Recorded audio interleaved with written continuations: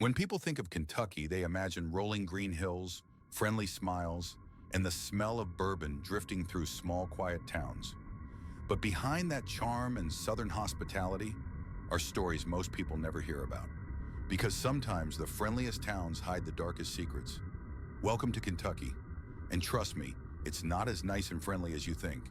Bardstown, Kentucky, known for its bourbon trails, small-town beauty, and one haunting reputation. Being called the most beautiful small town in America. But behind that title, there's something much darker. A string of unsolved murders that's earned it a new nickname. The murder capital of small-town America. It started in 2013 when Officer Jason Ellis was ambushed and shot while driving home from work. A decorated cop murdered on a quiet highway. No witnesses, no suspects. Then in 2014, Kathy and Samantha Netherland, a mother and her teenage daughter, were brutally murdered inside their home. 1 year later, Crystal Rogers, a young mother of 5, vanished without a trace. Her car was found abandoned, her keys and phone still inside. And as if that wasn't enough, her father, who wouldn't stop searching for her, was shot and killed 2 years later. 4 murders, 1 disappearance, all connected to the same quiet town, and still, no justice.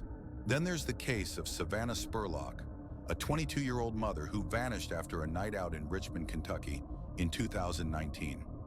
She was last seen leaving a bar with 3 men. For months, her family begged for answers. Her mother said she knew, deep down, that something terrible had happened. 6 months later, her body was found buried on a property in rural Garrard County. One of the men she left the bar with was charged with her murder.